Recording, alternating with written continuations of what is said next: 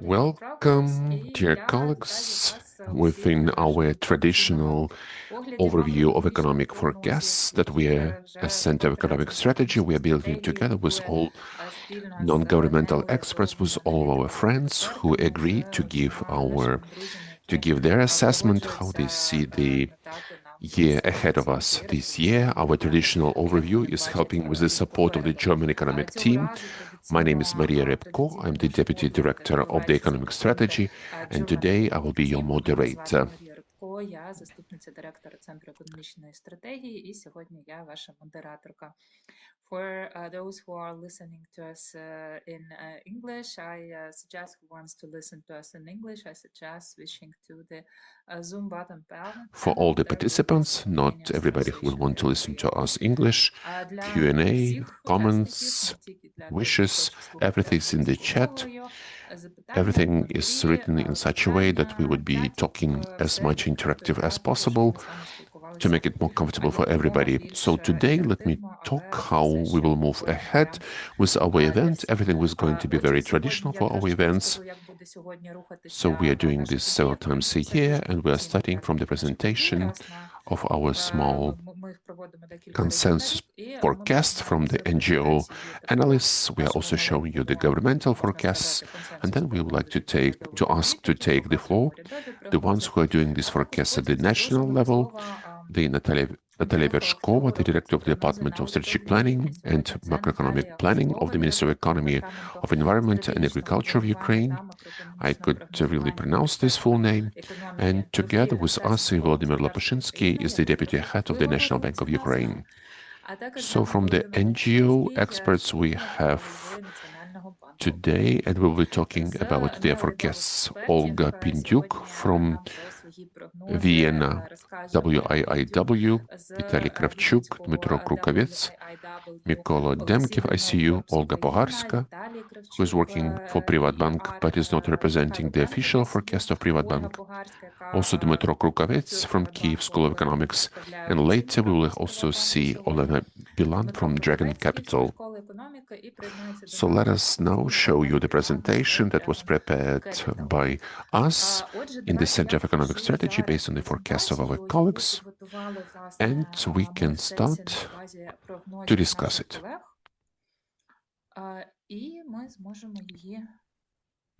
Let me share my screen.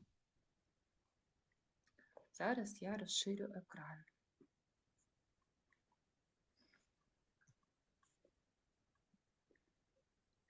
Give me another second. Ще секунду. I hope you can see my screen. Yes. So the economy in 2026, we are adding 25 as usual, but it has almost completed itself. So in the majority of issues for 2025, things are clear. So what will be in the next year? So this forecasts were helped by Concord Capital, Dragon Capital, Forbes, Institute for Economic Research and Policy Consulting, German Economic Team, ICU, Kyiv School of Economics, Oxford Economics, Privatbank, from Olha Poharska, and apologies, WIIW, I can see your hand raised. Did I say something about Forbes and you want to clarify it? Or is the hand, this was just by chance? Good. So what has happened with our forecasts compared to the previous version? So for 2025, the non-governmental economists' forecasts have worsened.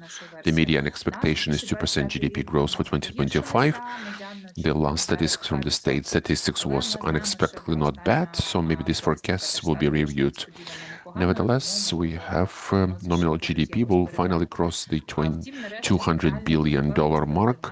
It's a magic figure that we approached several times. Hopefully next year this will be happening. The inflation forecast has improved compared to forecast expectations in July. And for 2026, the picture is not that good. We have 2.6% growth of GDP is forecasted. to define is very difficult. In case we have the peacetime agreement, the growth can go up to 5% of GDP. In case the peaceful agreement is not concluded and the war will last, then with the negative scenario, it's only 1% growth. Nevertheless, the median expectations is 2.5%. They are already better than 2025.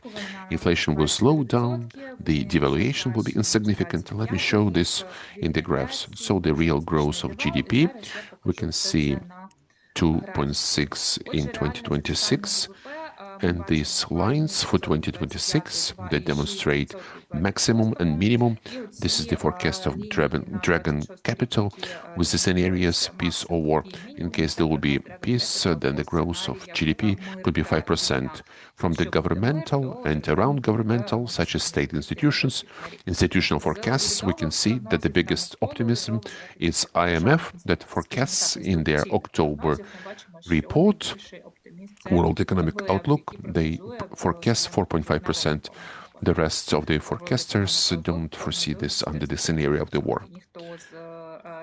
That's the nominal GDP, the mark of 200 billion. We hope for the growth and even higher. And in terms of the inflation, consumer price index, once again, the analysts, I can't say that they are all in unity. We have 10% growth. One of our analysts is forecasting 10, but the median forecast is around that the inflation will go down from 9 to 6.6% for the next year. We'll be targeting the objective of National Bank. Still, the current account deficit will be quite high, and international reserves, according to the median forecast there without any surprises, they will go down compared to this year, but not that much. And we all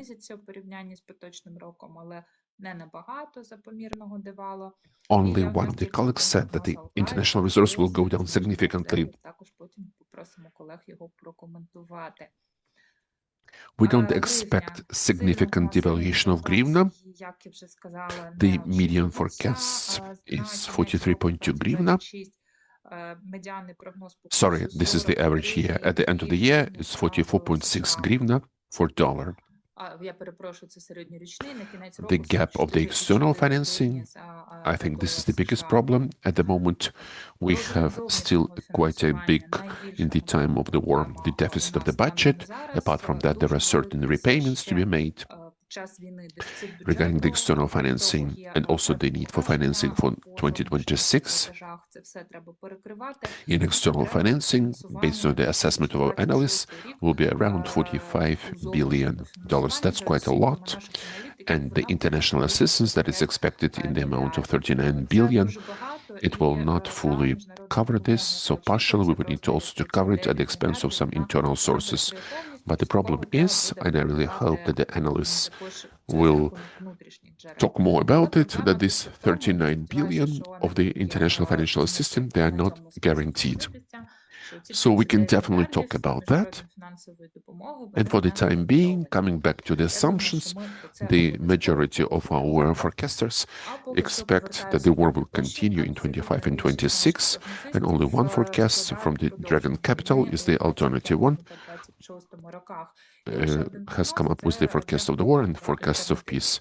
Other assumptions are close to the today's ones. In case we all of a sudden see that the conditions significantly deteriorate or vice versa will improve compared to the today's condition, this may pertain to energy, ports, other infrastructure, maritime, land corridor. So this all will be happening with the forecast change.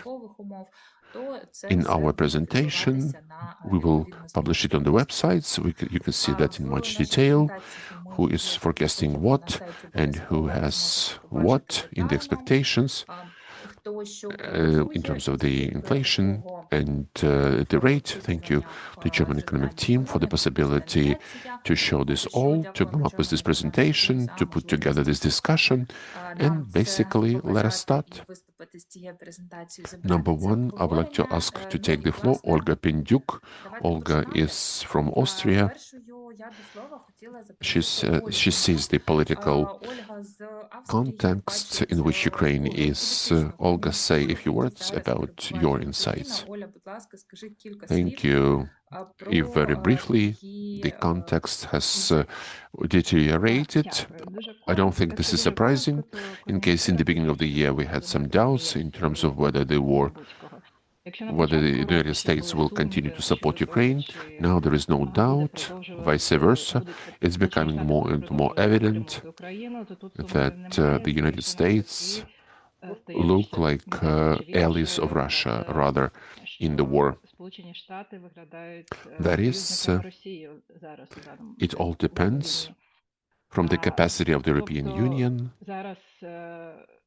to resolve internal, institutional, technical complexities and to vote for the decisions to issue a loan to Ukraine to make sure we could support the economy and the security actions. What has already taken place, what was able to be done by the European Union to fully freeze the assets of the Russian Central Bank. Before that, they had to take some really significant, extraordinary actions in the framework of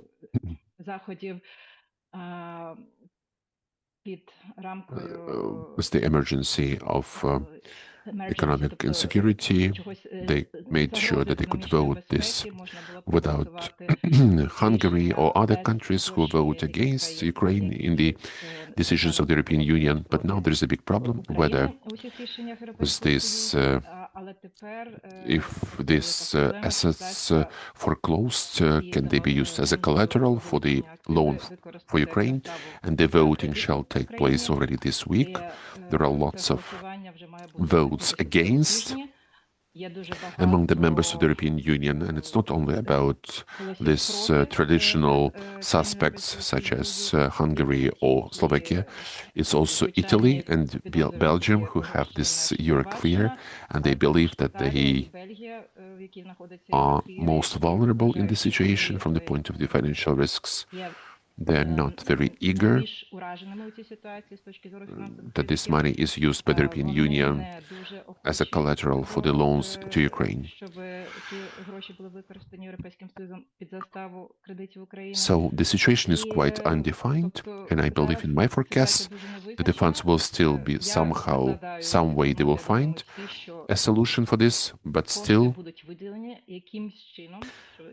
something can go the different way.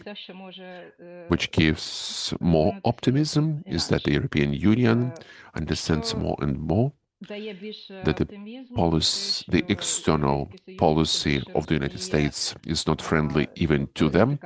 The recently published external political strategy of the United States clearly states that the United States would want to see the European Union fully separated, broken down, divided, so we can hope that this can somehow strengthen the importance in the eyes of the European politicians and will really help them to overcome the inertia of these political things that are present. But we have to live to see how it will be.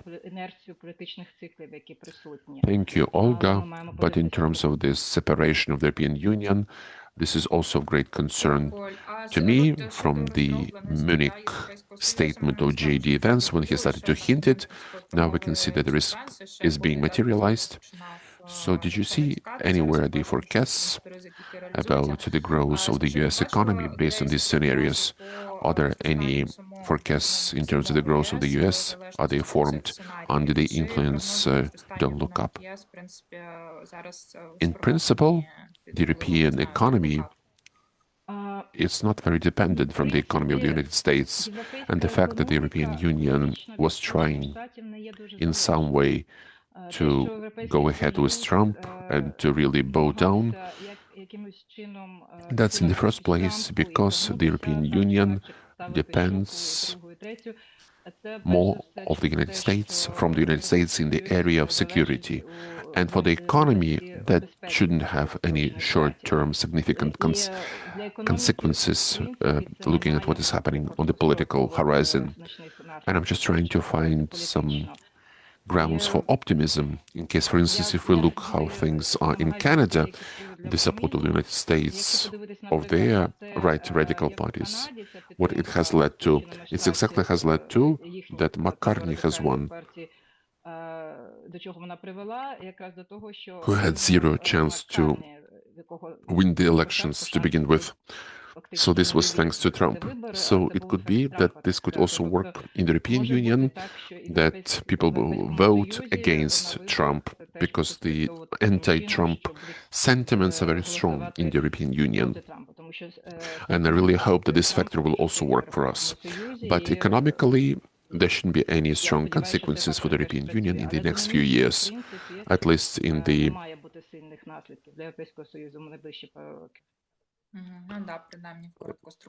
I don't know how important is this policy, and when we discuss the financing,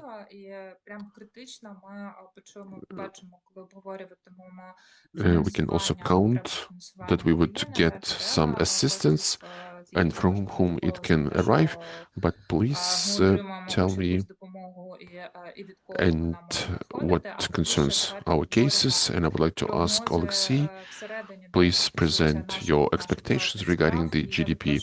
What will be the driver, what will be also slowing down, and what we're expecting in 2026. Welcome. Looking at the forecasts of the GDP that Maria has mentioned, there is not too much to talk about the drivers. We can recollect this one when, to a certain extent, what is happening right now was expected. I mean, the slowdown. So we really knew that this will be via the cutting down of exports, and what we are seeing in 2025. In case we look at the current dynamics, things are not so single-minded. We can't simply see the export center as the reason for slowdown. And I understand the consensus is around 2% of growth. We believe that there are lots of other tendencies which are not so pleasant. In the first place, that's the labor market, when unlike the previous year, that's big state companies, but it's workplaces. In any case, different companies have their own reasons to consolidate the workforce. But in the majority of cases, the tendency of employment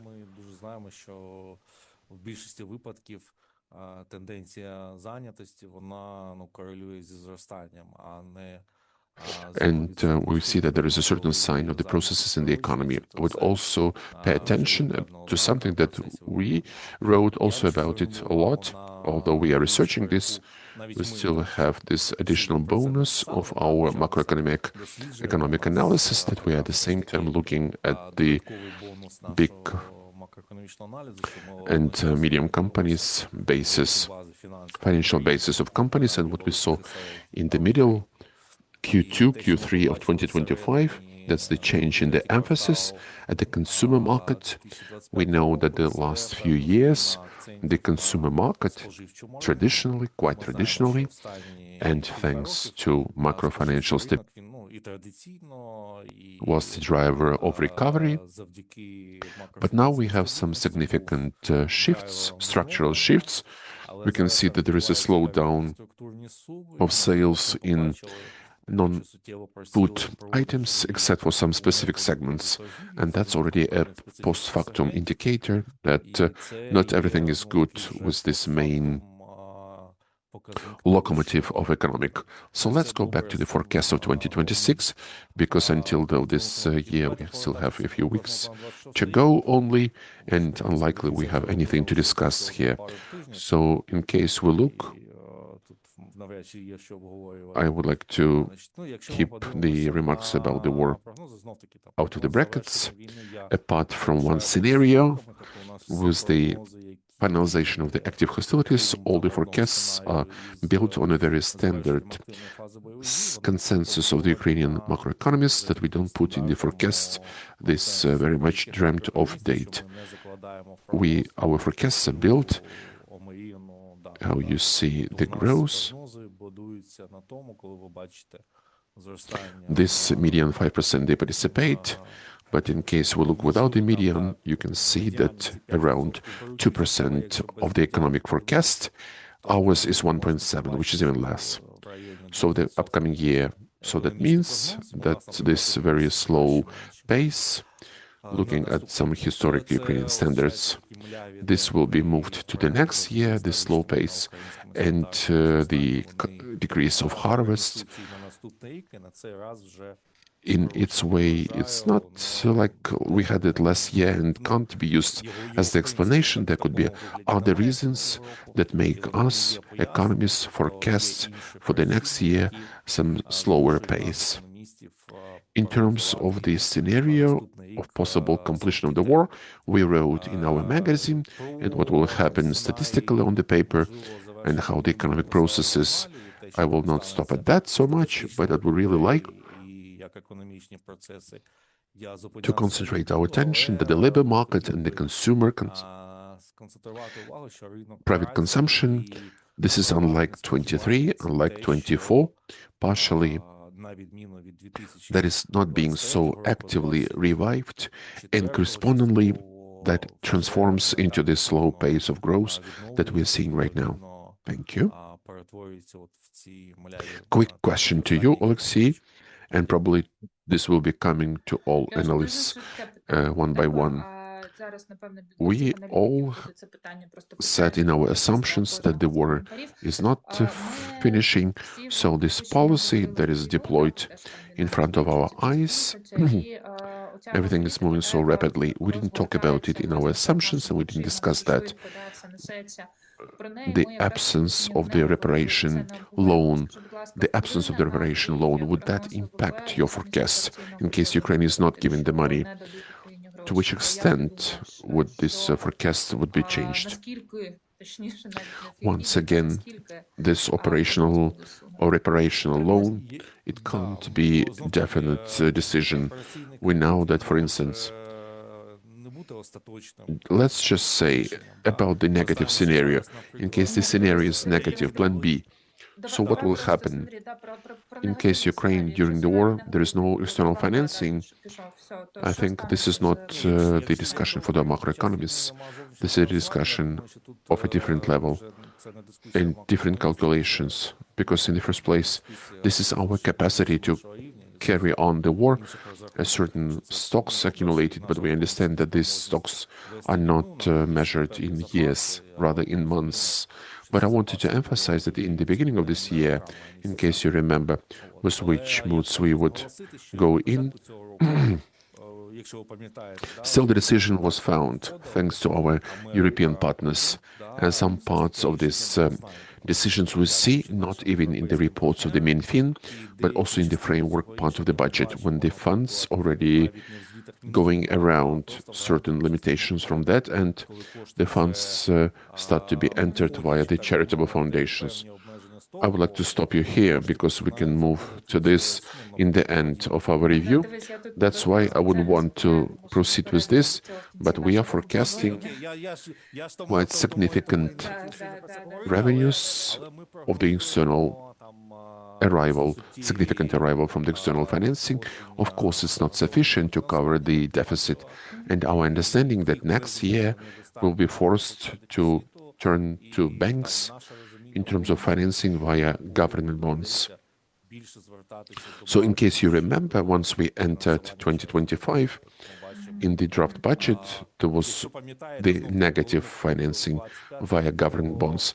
But then a certain part of this market, as a balance, they could collect. So we expect next year that significant, they will be forced to turn to the internal market for, but still the sizable assistance from external sources will still be there. We have one economist, Olena, who forecasted both ways, continuation of the war and stopping of the war. Let's talk really briefly about these two forecasts, and then we'll go further on our program. It seems to me that we have already been discussing this before. We can simply repeat these two scenarios. We have devised them in the end of actually 2024, and we continue working in the framework of these two scenarios since the situation remains quite undefined. And we are receiving from time to time, as for instance now, we are receiving lots of requests from our international investors about the alternative scenarios that's coming in waves. That's why, to understand how economy will be evolving in one or the other option, now it's really important. So the difference is huge, in my opinion, between these two scenarios. In the scenario of continuing the war, we expect the growth of GDP very insignificant, only 1%, because unlike 2025, until there are no reasons to expect that in 2026 we will have something like the energy ceasefire, which, according to our estimates, was significantly helped and provided up to 1% of growth of GDP growth in 2025.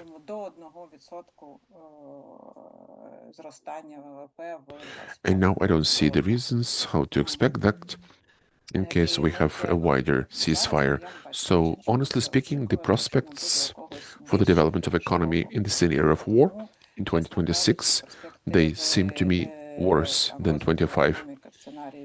This was one of the most pessimistic forecasts.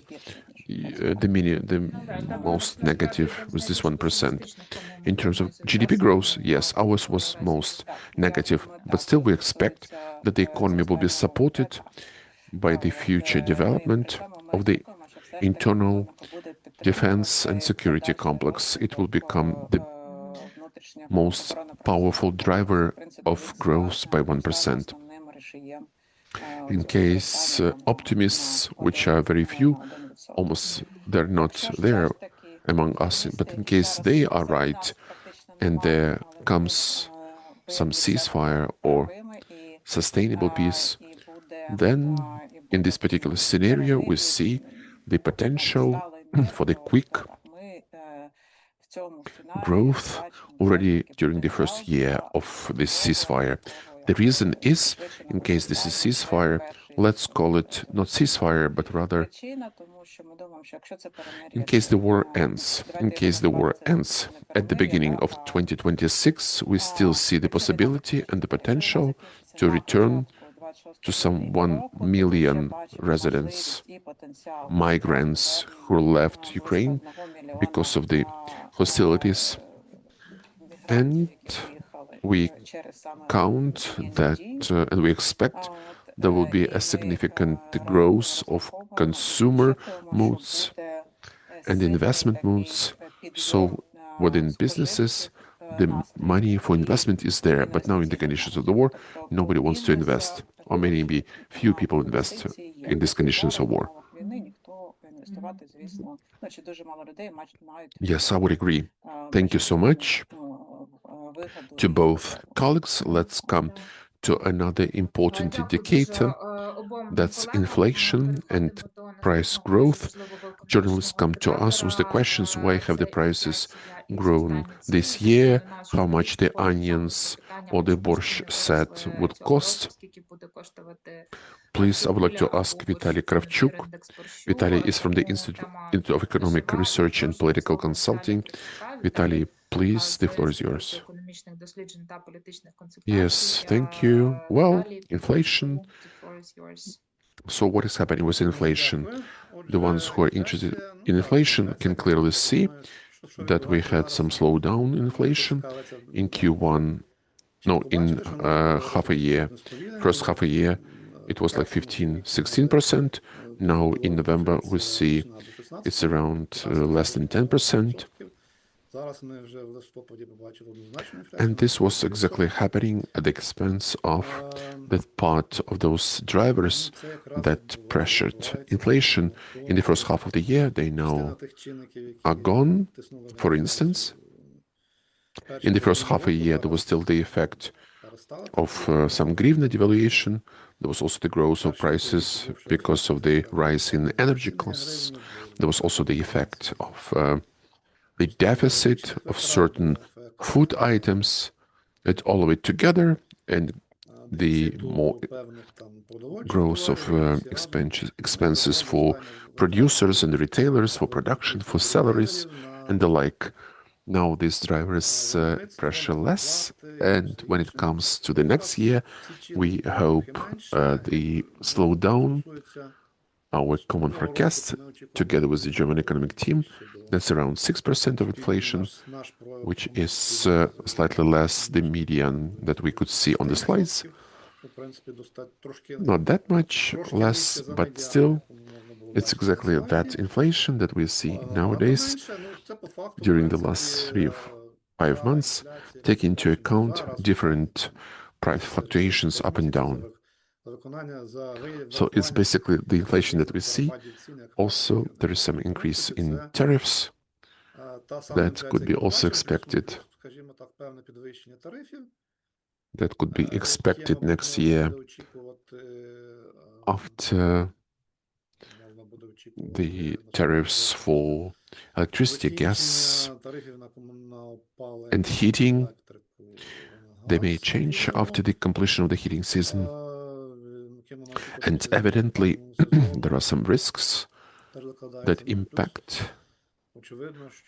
can potentially impact the inflation, such as various problems with transport, logistics. I mean, the war is ongoing. That also adds a certain contribution to inflation.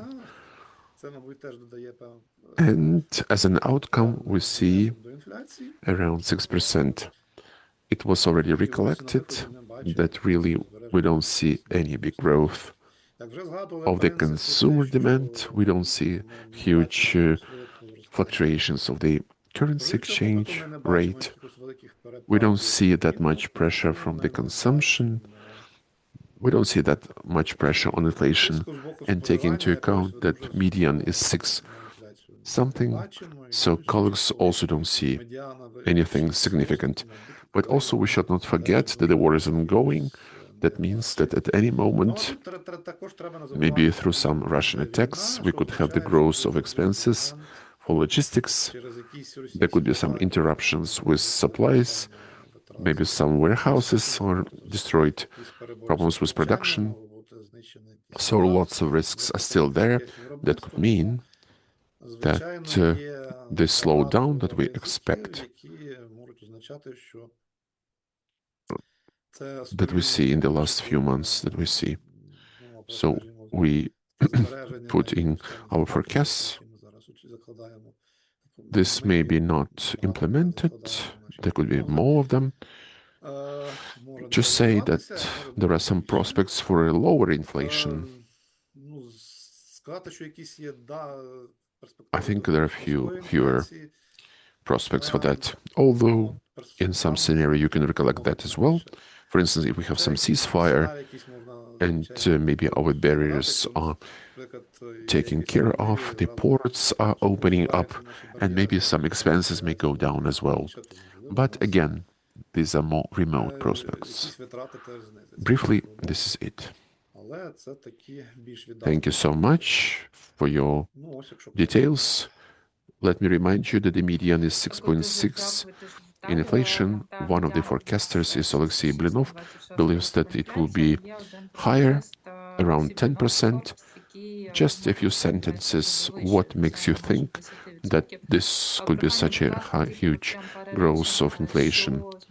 Well, we do have a big discussion between us But I don't see anything extraordinary in the 9.9 indicator for Ukraine. Over the last 10 years, in case we take out the extremes of 2020, 2023 from both sides, then the inflation in Ukraine would be 11 plus annual inflation. So 9.9 shouldn't be a shock sensation. So it turned out that in this particular row of similar forecasts, this indicator looks the highest. And really, this could be quite surprising, because at the end of this year, we are expecting the lower inflation, but not as low as was forecasted by our audience 1 year ago. That's why there is something to compare with. Look, in terms of inflation, of course, you can expect through one of the reasons that we talked about, the weakness of the economy.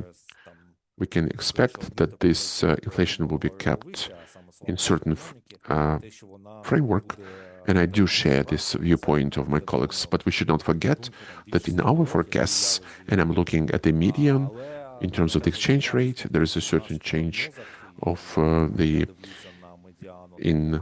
exchange rate of hryvnia, and it has to influence on inflation. And take into account that on the labor market, I was talking about some releases. In case we look at the growth of the nominal salaries, that is slowing down this year. We're still expecting the two-digit levels.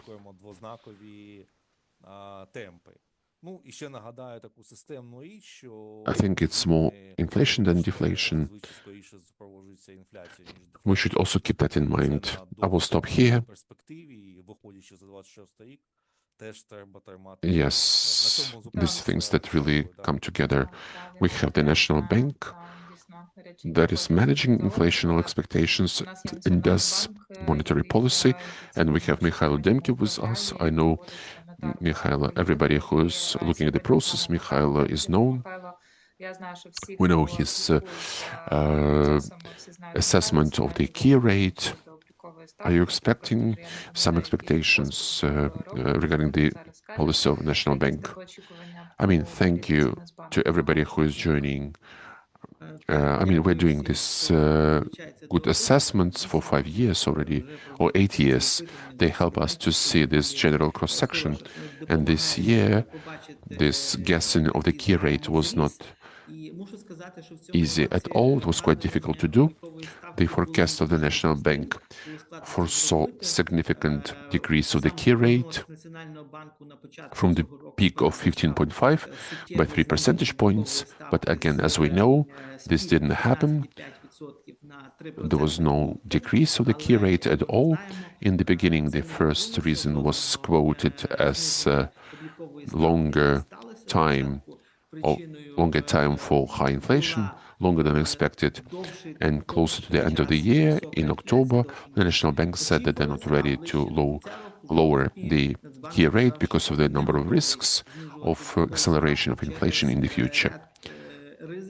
The discussion was not easy, and I understand inside the National Bank as well, there were different opinions. But we have what we have. And their last communication in this year, in December, it was quite straightforward, and it meant the following. So in case until the next meeting, January 29th, the issue of financing of Ukraine is resolved, then we will see lowering of the key rate by 0.5 percentage point. In case that doesn't take place, then we can't even talk about lowering the key rate. So in my forecast, I put in that still we will see both the funds and the decrease of the key rate in January. But in the alternative, bad scenario, when the money is delayed for a certain period, the National Bank, it seems to me, will not go down to lowering the key rate until then. When it comes to a more long-term horizon until the end of 2026. The National Bank is forecasting the total decrease of 6 times by half a percentage point. I think the reality will be different. There will be fewer of such lowerings. They will be slower, and with the end of the year, we'll come to the end of the year of 13.5%. And the reason for that would be also the acceleration of inflation. In the first half, we will be seeing it's slowing down, but then the tendency will reverse, and there will be National Bank will be less free to decrease this key rate. But looking at this lowering, the banks will be very unlikely going down in their deposit rates. In case the key rate goes down by 2%, the rates will go down by 1.5%, passing the floor to the colleagues. Thank you, Mykhailo. And taking this opportunity, we have almost 200 people. I would like to just remind you that you can put your questions in Q&A and chat, and will be replied. And today with us, not only the NGO Analytics, as well as the Ministry of Economy and the National Bank. That's why, please, I propose to you to be active, keep this question, and we will give the time to reply to that. And I'm coming from the rates to the rate. Everything is connected in the economy, the inflation and the expectations of devaluations and the response of the National Bank. And it's not clear where's the egg, where's the chicken. And I would like to ask Olga to tell about her forecast, about the rate, the reserves, how it is all connected, and how you expect the situation in 2026. Welcome, dear colleagues and all the participants. Thank you so much for the invitation to this event. It's my turn to comment on the rate. Of course, this is something that bothers many people, and thanks to the policy of the National Bank in the last years, this issue is not so acute like it used to be before. But the forecasting of the rate is not a very easy thing. Let me mention why these forecasts are my own rather than the official position of Privatbank.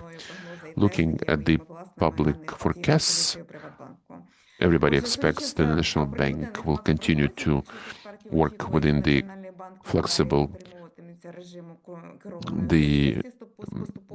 there is a big instrument that gives us the possibility of the National Bank to do the policy that should help with returning inflation to the target and then to fix it at this level.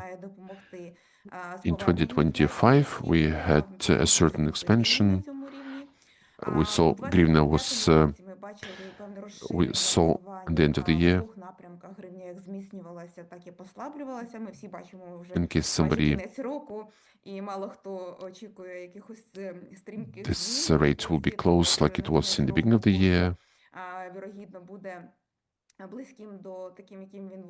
You can't mention the tendency about the increase of net interventions, although they are compensated with the significant increase of the external financial support, and the National Bank has accumulated significant volumes of reserves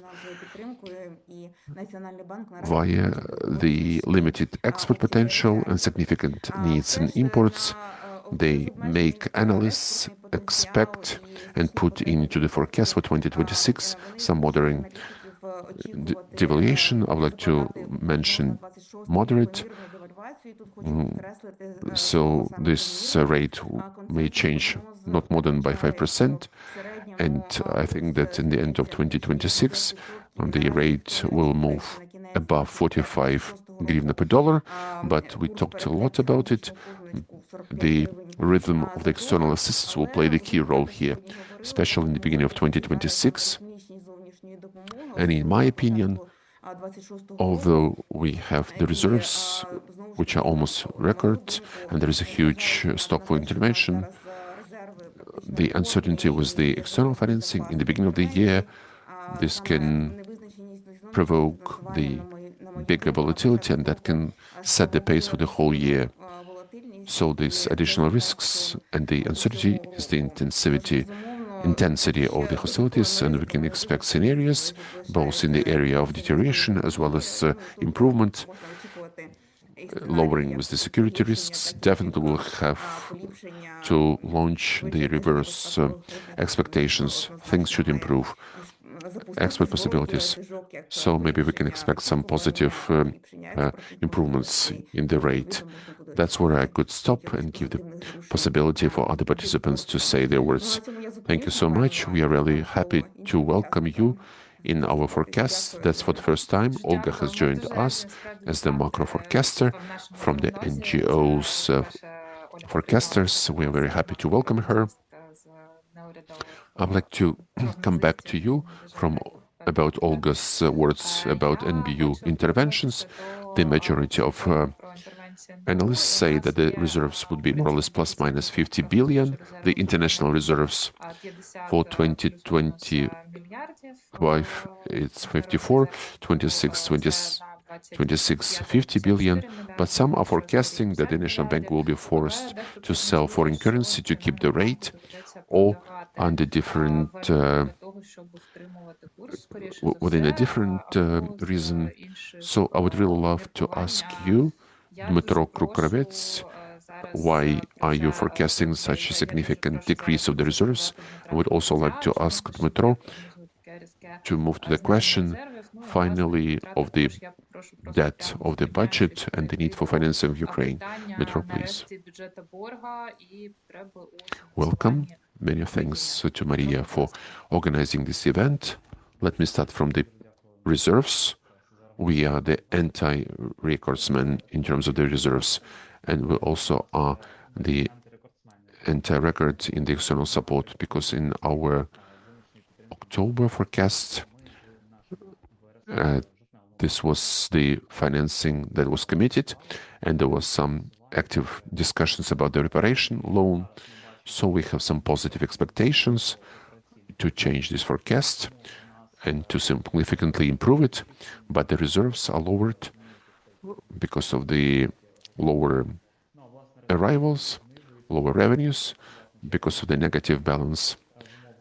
And there is a certain disbalance of the rate expectations in case we see that we don't have enough support coming over to us, and people understand how much support is necessary to make sure that the economy could be financed properly. Then that leads to certain panic in the conditions when the coefficient of the number of months of imports with provided reserves, it's becoming even less than 3 months, around that. But in this particular case, we are increasing optimism in terms of financing. This will be talked about in more detail later. So most likely the reserves will be somewhat bigger. But this forecast, it's an important factor, and to show that in case we don't have enough financing, then we will have the gap in the economy. So at this note, I will come to the budget deficit issue. With the budget, things are quite stable. What I saw in the consensus of the assessments are very similar. There are certain differences in the assessment for 2026, but it's mostly explained by the share of grants in international assistance. That's why everybody sees what needs are and which are the incomes. There are no many super strong surprises. There are big expenditures for security and defense, and they basically are covered, at least arithmetically, at the expense of our expenses, our tax revenues. And the other things, this is covered by the, like teachers and social expenditures, they're covered by our international partners' assistance. It's important to recollect about the new IMF program, which gives a lot of emphasis on taking dealing away with the shadow market, with improving taxation issues, but this focus of the state, we can see 60 billion from de-shadowing of the market. So our partners have this focus on increasing the taxation base and leveling the rules of the game between white, black, and gray business. That's why in this particular area we also go forward, and we can really see the bigger revenues of the market depending on how things are implemented. So in terms of the deficit of the budget, our assessments are quite similar, but the important issue related to the debt, we're coming to some significant values related to the debt, 100% and more, depending on how you look at it, whether it's state, guaranteed by the state, or the general debt. It's also an important role is played by the format of the future in case it's done the reparation loan, but we can see that the debt load is significant, and it is as a consequence of the Russian aggression and this full-scale invasion. That's why the question is how we'll be sorting this out, how our partners will be helping us. This is one of the key, how we can support this debt sustainability. I believe I've mentioned the key things. That's why many thanks. Thank you, Dmytro. And in terms of the questions of the debt sustainability and the financing of our economy for the next year and the big risks that we as such are seeing. We are like a big elephant in our small, not very resilient pharmacy.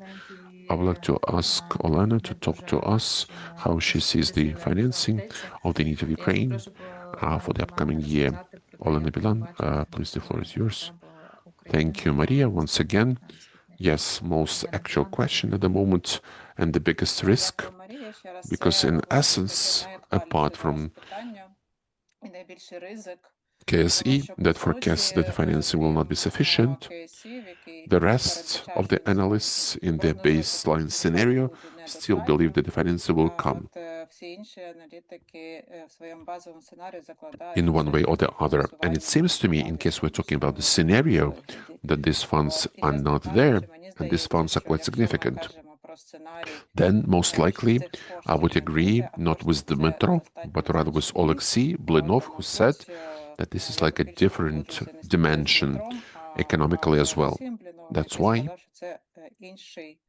it all depends from how the authorities will respond, which compensating measures of the economic policy take place. In any case, we won't be in such a scenario. We have the biggest risk in such scenario is the maintaining the economic stability, because if it's not maintained, then it will be very difficult to forecast anything, what will be happening. Let's discuss about very specific amounts to understand why this financing is so important for us.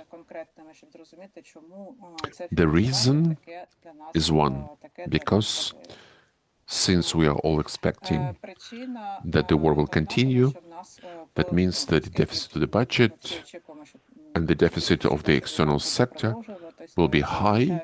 I would agree here, around $45 billion. This will be the need in the external financing. Now, with this amount confirmed for the financing that is definitely to come to us next year, that's around a half, more or less, based on our assessment. It's like 24 billion, more or less. So a significant deficit, some $20 billion, needs to be found somewhere. And what is very important, that in reality, in case this amount is not found for 2026, as well as for 2027, we are not covering 2027 in our figures, but the issue is even more complicated, because for 2027, nothing is confirmed. So all this 40 plus billion needs to be somehow financed with something new. In case these amounts are not found, then IMF won't be able to approve the new financing program. And that's a big risk. I believe that this risk, I mean, it's really big. This is the risk, the consequences of which are very serious, but I believe still the probability of this scenario is not that huge. We maybe won't receive the reparation loan, that's difficult, but finally, I believe we should receive the financing of the European Union in a different form. Maybe not as a reparation loan, but maybe as some bilateral support from separate countries or from the common loan from the European Union.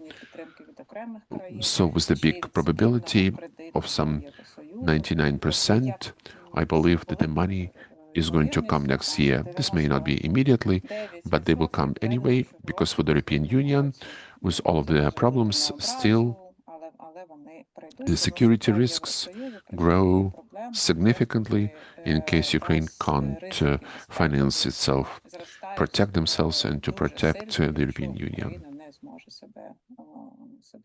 I would absolutely agree with you. In case we don't have this reparation loan, there would be some other financial engineering story about the bridge financing or about any other way Ukraine will have to be afloat. Of course, we would want to see more significant steps than just to stay afloat. We would really love to see financing calculated for the victory rather than staying strong. And I believe that we have finalized this part of the program that pertained to the progress of the NGO analysts and analysts, and I would like now to invite two representatives of the state sector, the Ministry of Economy and the National Bank of Ukraine. And I guess first I would ask to take the floor Natalia Vershkova.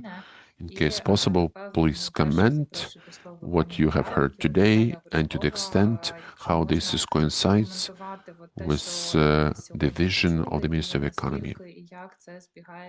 Good afternoon. Many thanks for the invitation. What I have seen, I didn't see significant discrepancies. I didn't see these big differences. So the median and the governmental forecast, they are quite close, both for this year and for the next one. In general, I think still from the last year, we approved the forecast for this year 2.7%.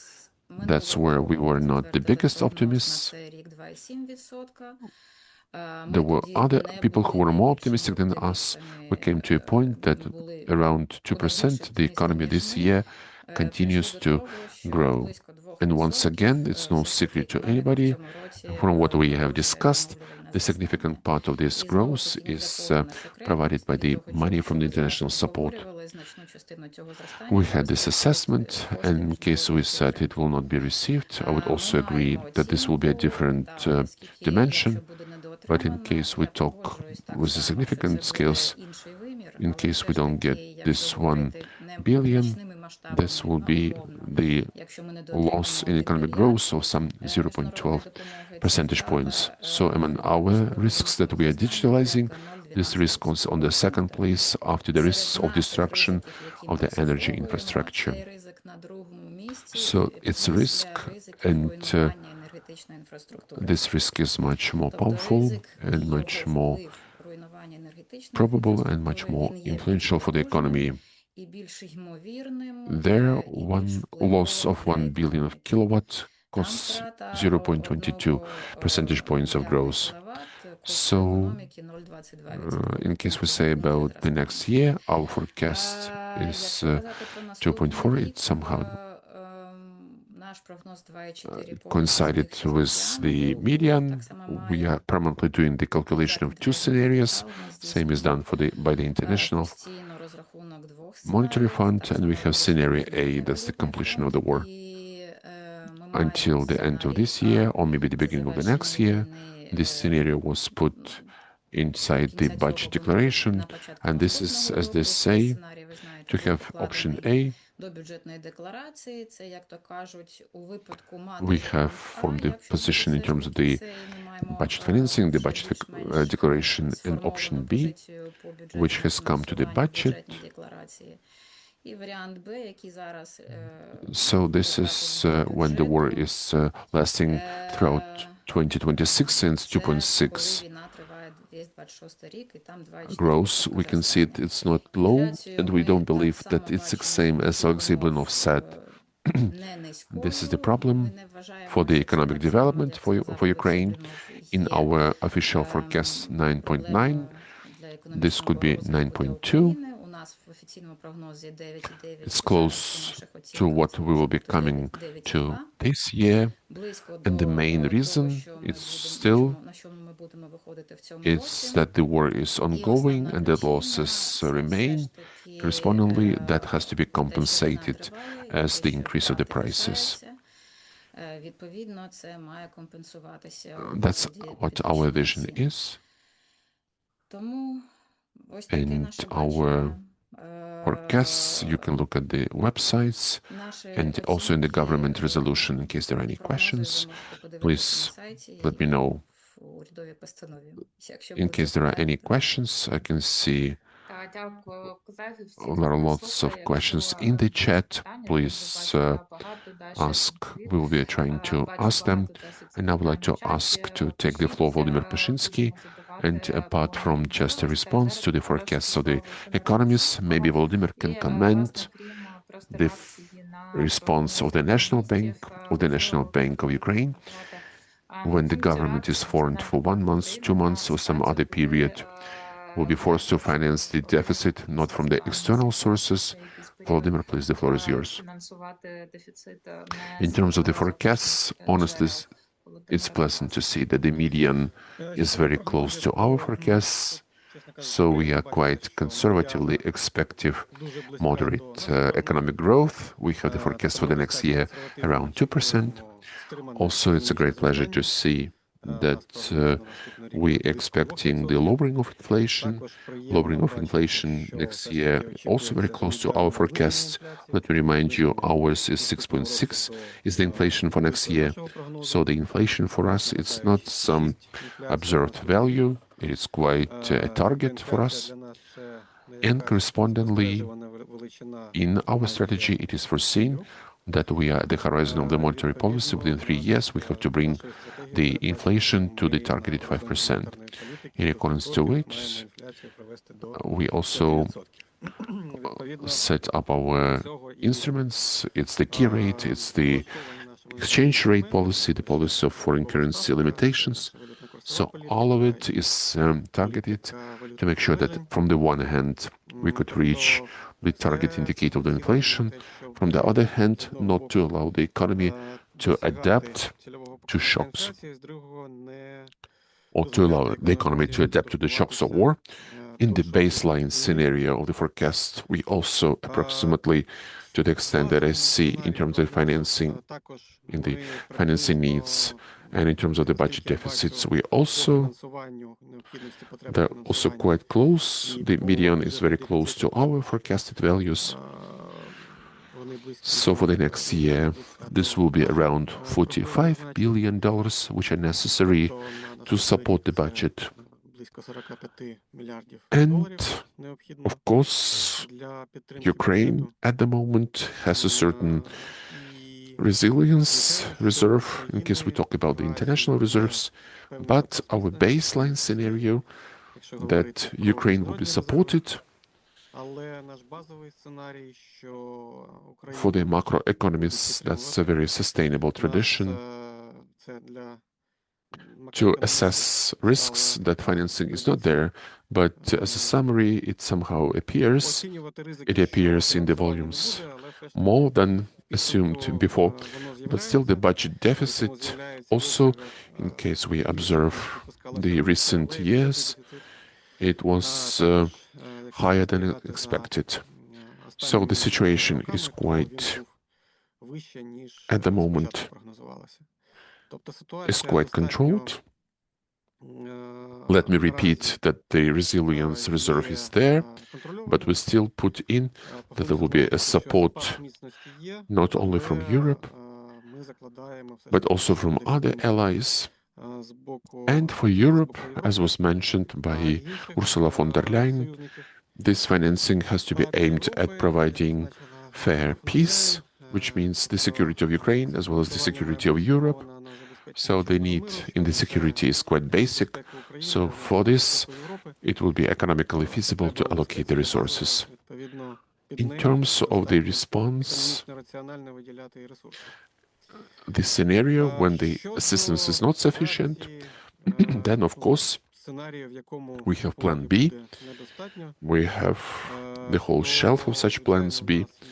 We already have the unique experience of their application, but this is not the baseline scenario.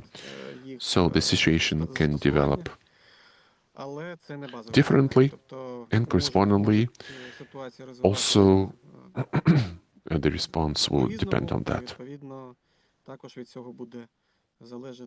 You're always being very reserved and conservative. Many thanks, Volodymyr.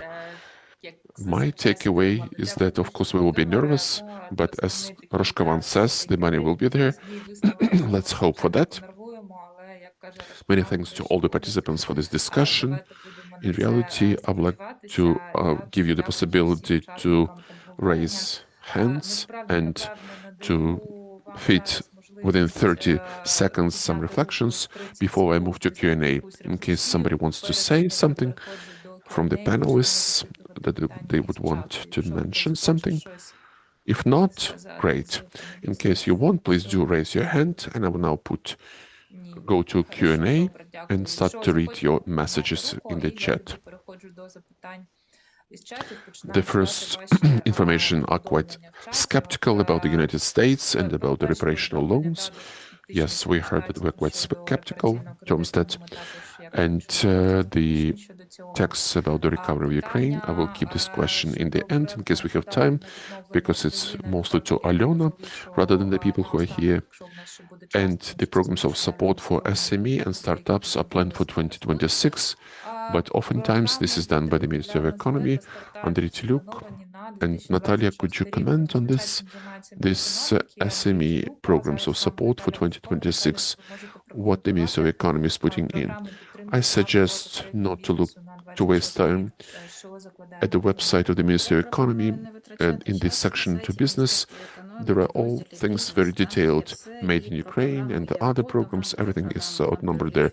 Please do come to our site, business, there is this section and you can find all of this information.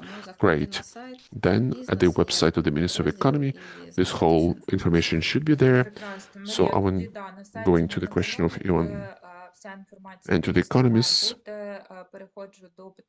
Maybe somebody would want to comment, and maybe Natalia, in terms of the security and defense complex, what was the growth in 2025? How do you assess it? And how do you expect the growth of the military complex for 2026? Which, let's maybe Natalia, and then anybody else who would want from the Economist to comment on that.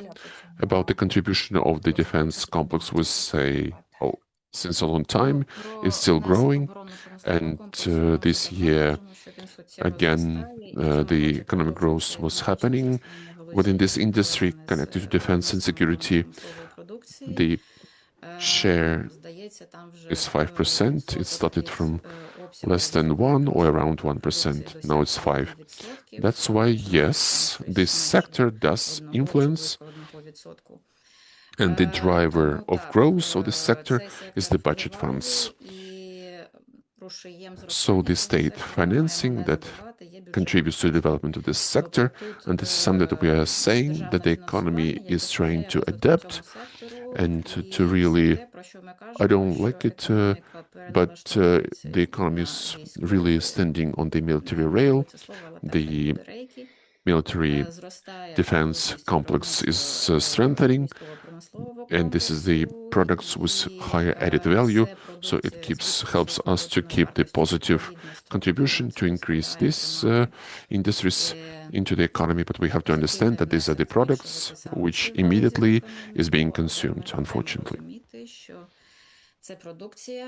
Yes, Olena, would you want to comment? Yeah, just a few words more. I would fully agree with Natalia. The only thing that immediately I want to mention, those people who are not inside the government organizations, they know really little information about this particular sector for objective reasons. That's why we are making those very approximate assessments using the available information in terms of how much money goes from the budget to the security and defense, to manufacturing or investment into this sector. Something that the allies are giving to us, using, for instance, the Denmark model and other potential sources, such as the banking lending. That's why, in any case, the budget still remains the main source, and we can see that this year, luckily, thanks to the increase of the support by our partners, the possibility of the budget to buy weapons, they have significantly increased. That's why our very approximate assessment for 2025, that around 1.2% of GDP, this will be the contribution of the production of weapons and related close to the sector goods. That's slightly more than 2024. Nevertheless, the question is whether we can still increase with such a pace, grow financing of this sector. For the time being, we are being more conservative with this issue because next year, so quickly it will be difficult to grow, to increase financing. That's why the contribution of this sector into GDP will be lower. It will be less than 1%. There was also a question, what will be in case the war ends? Then, of course, such needs, most likely, the financing will be less, but with this, it's very likely, and I think it's very likely that there will be some opening opportunities to sell our weapons. Not so much the products, but maybe to have some joint projects with the partners, so that can partially compensate the lowering of financing from the budget. From my end, I would like to add, for 2026, the government is planning 710 billion hryvnia to buy weapons from the state budget. That's already like $16 billion. Let me correct you a little bit. The amount will be even more if you put together. It will be more than 800 billion, but it will be compared with the previous year. So the question is, to grow the sector can when things are growing. So honestly speaking, we are expecting that from this amount there will be less aimed at imports and more on internal production. That's exactly what I wanted to say. We can see how the Ukrainian local production is very powerful nowadays, it's growing. It can also substitute imports, even from the imported components.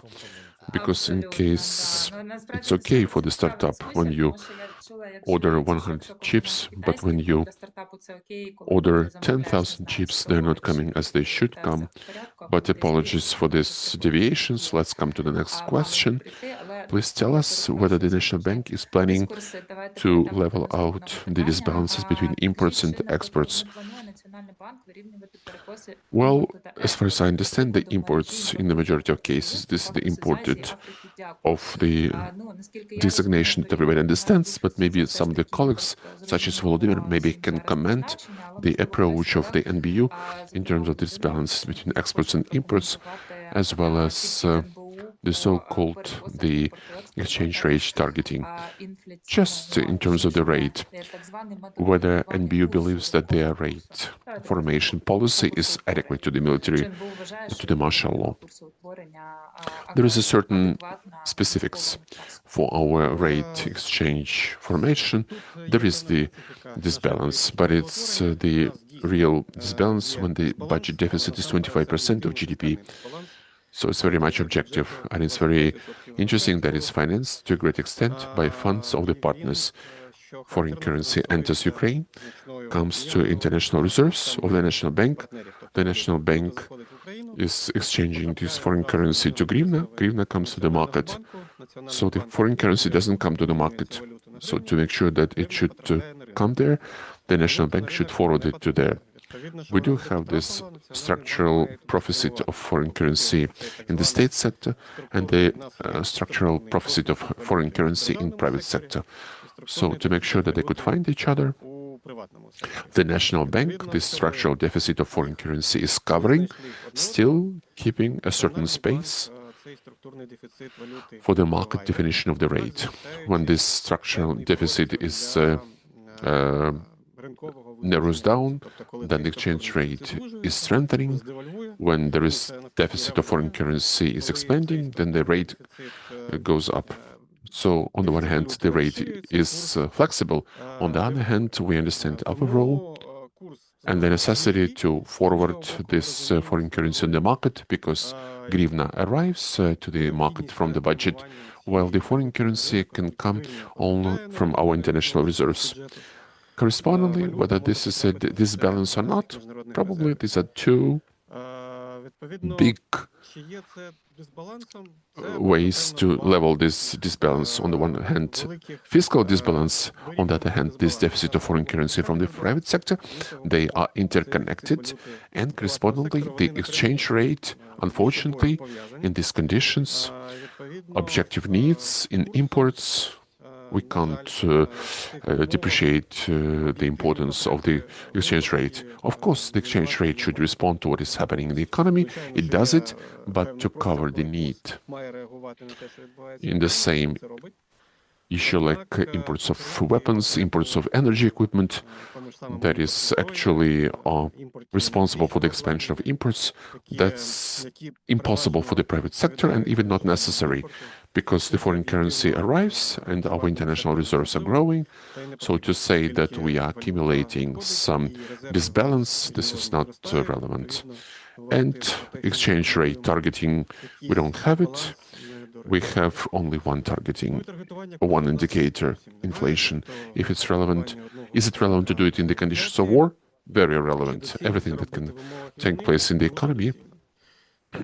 And using the example of the last years in Ukraine, in the economy, in the geopolitics, but there are certain anchors of stability. That's the adequate policy of the National Bank aimed at making sure that the inflation would, as a summary, would come to this targeted value of 5%. And that's important for the development of the economy. Thank you, Volodymyr. Colleagues, maybe somebody else would want to comment? No? All right. We have also a discussion in chat in terms of the modeling of the impact on the economy, losses of billions of kilowatt hours of electric energy, and losses of 1 billion of financing. In case Natalia wants to stop at that in more detail and to explain what is meant, how this was calculated, and whether the gap in the financing in the amount of 40 billion can impact the GDP only by 4.8%, which is unlikely not the case. I'd like to ask Natalia to comment in case there is such a possibility regarding these models. Well, the models are more or less the same, like from other experts, nothing new. And in case we have, once again, I said that I would agree with what has been said by Oleksiy Blinov and Olena Bilan, that in case there is a significant underfinancing, this will be a different reality. But in case we measure with some insignificant amounts, such as $1 billion of US will be under-received. this will be minus 0.12 percentage points in the GDP growth. So in case we would forecast 2.4% of growth, this would be not 2.4, but it will be 220.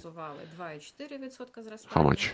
228 minus 0.12 points of GDP growth. In case there will be 10 billions, I don't think this will be minus 2%, because 10 billion, that's already a significant amount. And that's where we need to calculate absolutely new the forecast. This will be a different reality. But in case we don't measure in significant volumes, like up to 5 billion under received, then this can be used. When it comes to our calculations related to the electric energy, possibly, I mean, we are not professionals in terms of the production of electric energy. We're taking some data transferred to us by Ukrenergo. We are working with their balance. I assume that maybe somewhere we were mistaken, not so much with the calculation, definitely not with the calculation. Possibly I was mistaken with the size. Let me additionally clarify this from our professionals, and then I will come back to you in case this 1 billion kilowatt hours, or was it meant as 100 million kilowatt hours? Maybe that's where I could be mistaken in the size of this figure, but the impact is calculated correctly. Colleagues, I would like to say for everybody that this economic modeling, that it definitely is calculated to make sure that we could give some assessment of some conditional movement or the scale of the problem. It doesn't mean that in case all nuclear power stations will produce, that this will be the impact. This is not linear. And as Natalia said, it doesn't work like that.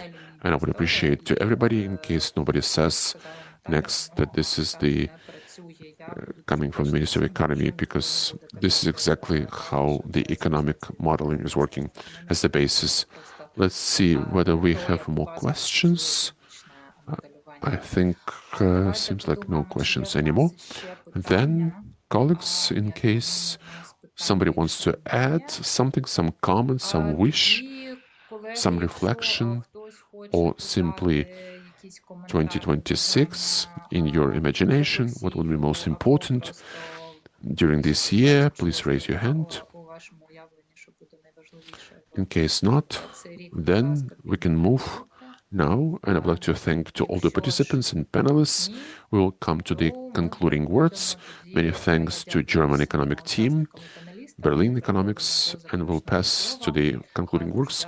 Gary, please could you comment how he has enjoyed our today's insights? Thank you very much. Warm welcome from Berlin. I hope you can hear me. This forecast webinar format provides an important opportunity to bring key macroeconomic experts together and to exchange views on the outlook for Ukraine's economic development. In Germany, similarly, there are regular joint economic forecast series from research institutes conducted twice a year and act as a research and reference point for the forecast made by the central German federal government. This is a result of a dialogue between several independent research institutes exchanging views on forecasting approaches, both in public space but also in more closed-door space. And today's webinar, organized by the Center for Economic Strategy, also puts independent expert views in the center of the discussion. So this webinar is clearly European best practice. All in all, Ukraine is estimated to remain around 17% below pre-war level, even next year or 2027. We all heard about the challenges from the demand side, from the supply side, current account deficit to further rise and to be expected on a large scale. Average inflation also is challenging, especially under the current uncertainties, whether it will approach the national bank target range closer next year. But the aspect of budget financing is one of the key issues, and I'm very delighted to see this very vibrant discussion today about the financing risks, about the point of the European discussions in terms of reparation loan for Ukraine. So all in all, the forecast remains subject to a large degree of uncertainty with regard to the further development of the war. So what we know is that the Ukraine's economic outlook will reveal a challenging path ahead. And so this even more underlines the importance of today's discussion. And thank you very much for the Center for Economic Strategy for organizing this. Thank you. And thank you very much for the Center for Economic Strategy. And we'd also like to thank all of them who has come together, because this is traditional, this is always interesting, that is very, very warm.